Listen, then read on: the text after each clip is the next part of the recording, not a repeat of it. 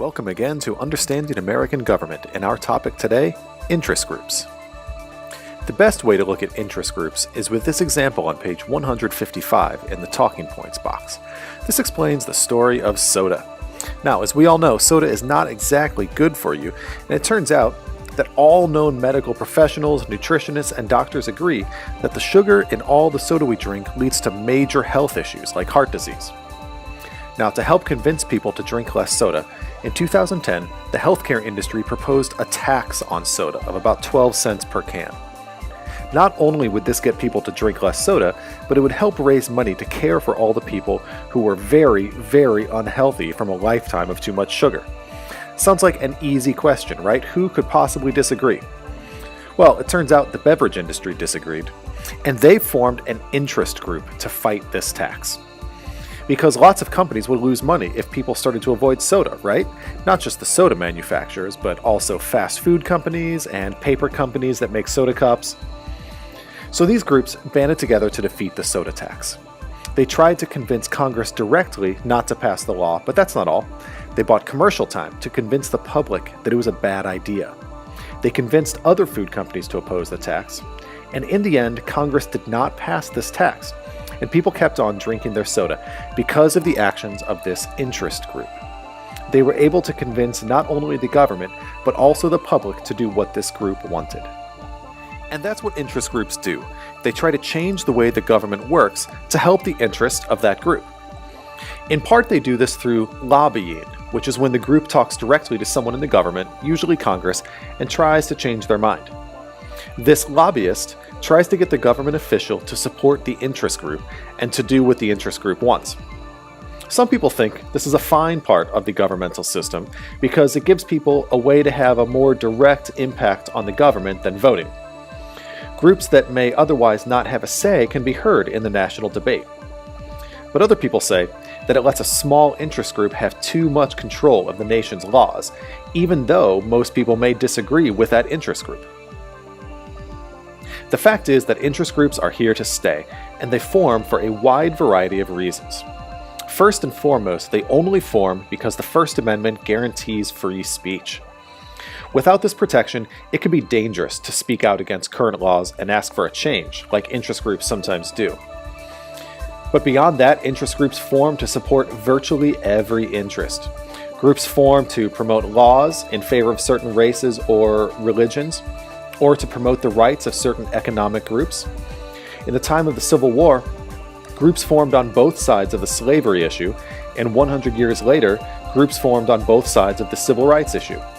There are even tiny groups, like the group Llama Rescue Net, to promote the humane treatment of llamas, and Americans for Common Sense, which pushes to keep the penny in use. All these groups form for the same reason, to get the government to support their wishes. And that's the real reason that individual people join interest groups. Many voters feel like they don't make much of a difference just by voting, so they join an interest group that supports something they believe in. Then they feel better about themselves because they're being more active in supporting their beliefs. There are social benefits too, because their friends and peers may think more highly of them by being more active in politics and trying to make a positive difference. And some groups, like the AARP, can offer discounts on things like health insurance and travel expenses. As far as the individual people who join, it varies widely based on the interest group, obviously. But in general, men join interest groups more than women, whites join more often than any other race, and middle-aged and elderly people join more often than young people. And in all these categories, people with higher levels of education and income are more likely to join than less educated or poor people. There has been a lot of attention in recent years about people not taking part in interest groups. And it's true that many groups have seen their numbers drop for several reasons. But at the same time, these days people are much more likely to take part by giving money or by interacting online. While this gives interest groups more money for their work, people seem to be less open to new ideas when they only experience them online, rather than face-to-face, like the way people used to join interest groups. Now let's look at different types of interest groups. By far, the most common and also the most powerful are business groups. Interest groups that represent a company or a whole industry and try to make it easier and more profitable for that company to do business. Now, usually the government will regulate business by setting laws about how that business can act. These include laws saying that business must pay a fair minimum wage, or laws saying that workplaces and products must be safe, or laws saying that business practices can't be bad for the environment, and other laws that try to control how companies do business. Business interest groups try to get Congress to not pass laws like these. In other words, trying to avoid any government oversight of business. Most of the time, business interest groups will support and give money to Republican politicians, since conservatives usually oppose those laws I just mentioned.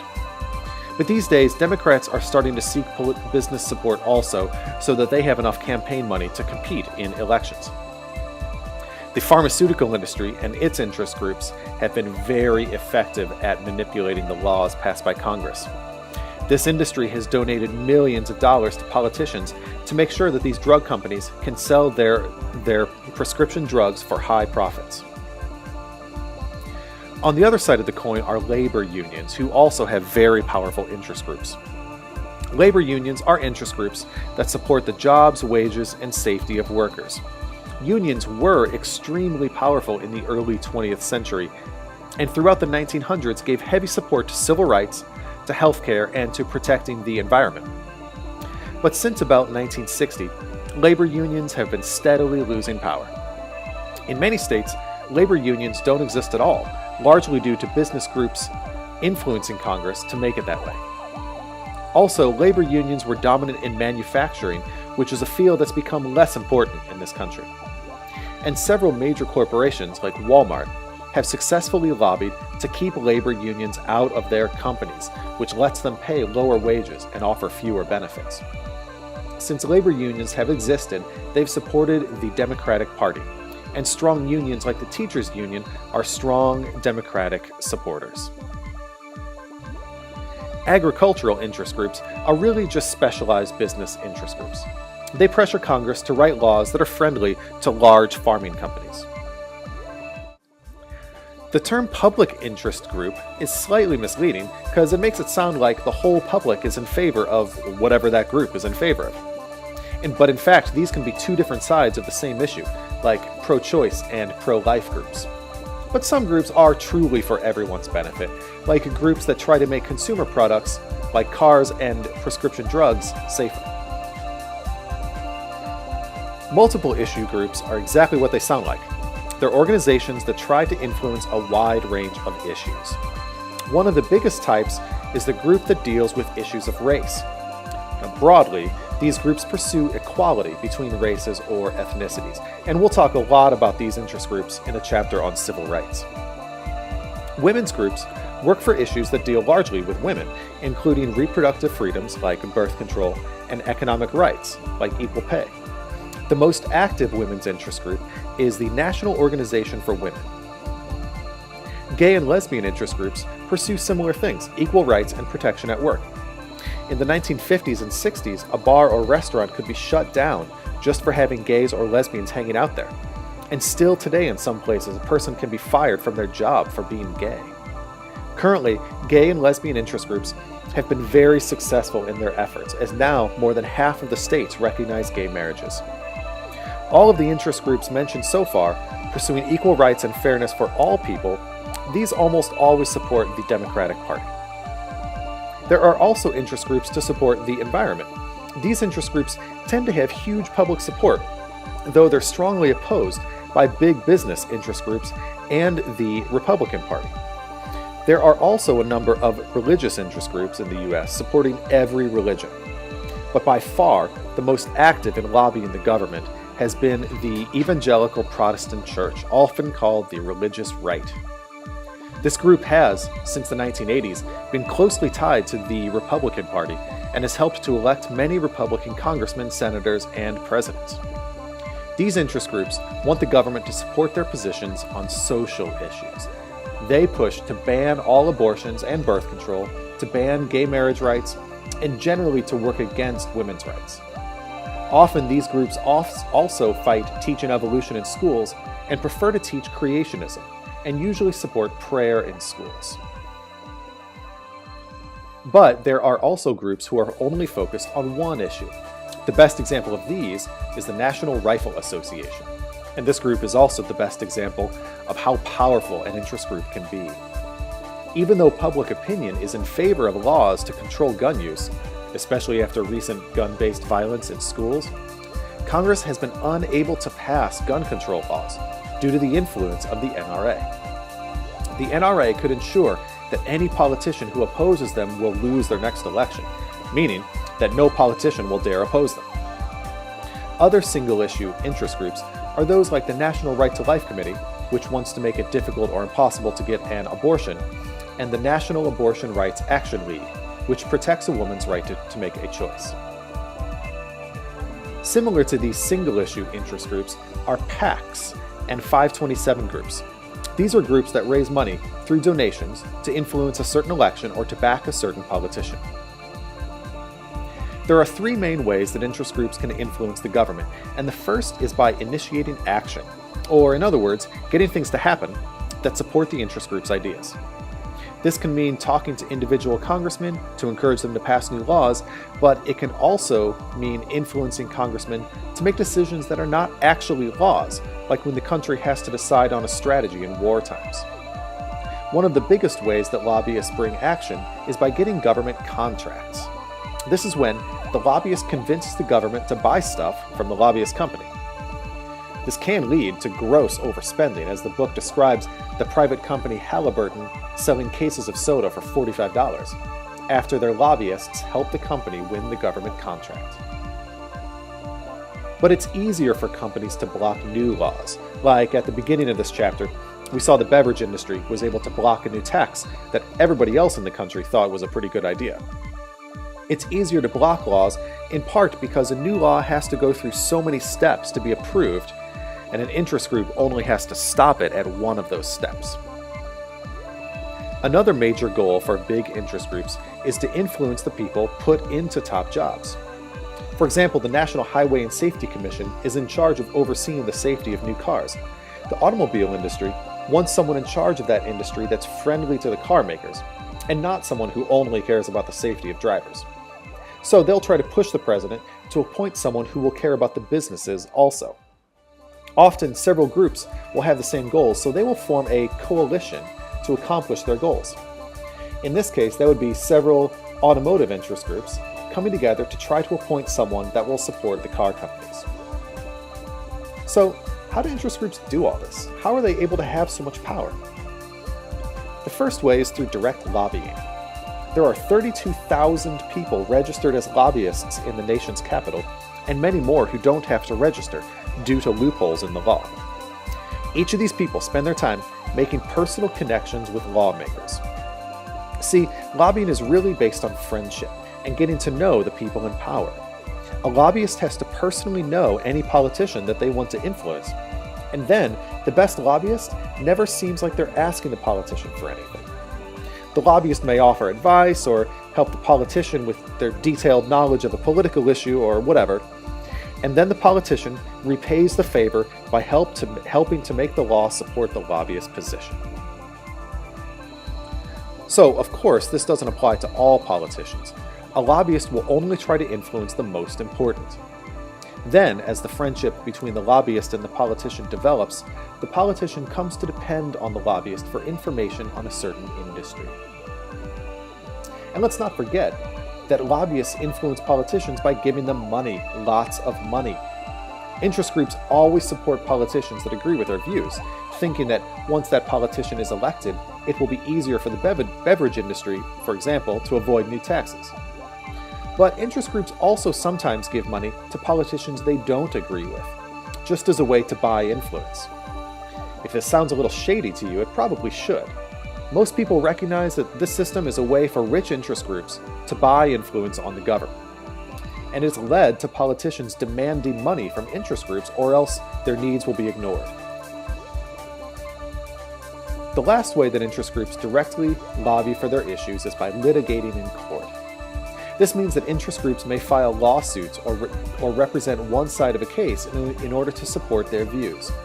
The most notable example of this is the NAACP, which used court cases to fight against segregation in the civil rights movement. But interest groups also have many ways of indirectly pursuing their goals, and a big one is by going public. This means that rather than directly lobbying a politician, the interest group will spend their money to get public opinion on their side. The idea is that after the interest group has convinced the public, the voters will then contact politicians themselves, or just vote for people who support the interest group. This is also called grassroots lobbying, when the interest group directly contacts the public to sway its opinion. The NRA, as said above, is very good at this. By contacting individuals and passing on the NRA's message, they're able to convince these voters either to contact their representative or to get out and vote. Part of this grassroots lobbying is about molding public opinion, or convincing big parts of the population to believe what you want them to believe. Politicians and interest groups do this all the time. It's all about presenting an issue so that your side looks better than the other side. And this does not have to be based on the truth. Oil companies have spent millions of dollars to convince the public that global warming science is unclear, while climate scientists, who are not spending millions of dollars to mold public opinion, they disagree. Another way to mold public opinion is through the use of protest, especially widely known protests. Civil rights leaders used peaceful protest frequently as a way to draw attention to their concerns. Based on everything we've seen, it's no surprise that the single biggest factor in an interest group's success is money. The money in an interest group's bank account lets them set up a large organization, hire the best lobbyists, and contribute lots of money directly to politicians. And the more money a group has, the more effective they can be at changing public opinion through expensive television commercials. But there are other factors. Some especially large groups, like the AARP, are also effective at lobbying for their interests. And the NRA has been very successful, not because it has lots of members, it doesn't, but because its members are very motivated and are able to pull together many resources. As we saw earlier, it's easier to block laws than to create laws. This really means that it's easier for groups to maintain the status quo, like the NRA trying to continue to allow widespread gun ownership, than it is for groups trying to change things, like those trying to reform the tax code. But it's also easier to succeed on one issue rather than a broad idea. For example, gay rights groups have been successful recently at lobbying for equal marriage rights, which is one easily understood issue. And this is the type of group that's been dominant in the interest group system for the last 100 years. The groups supporting workers and consumers, and those groups pushing for equal rights for all regular citizens. Since the 1980s, though, more conservative groups have had greater success, especially when it comes to giving businesses power over individuals. However the balance shifts, it's a safe bet that interest groups will continue to shape the actions of the government. And that's it for Unit 5. Good luck on the quiz.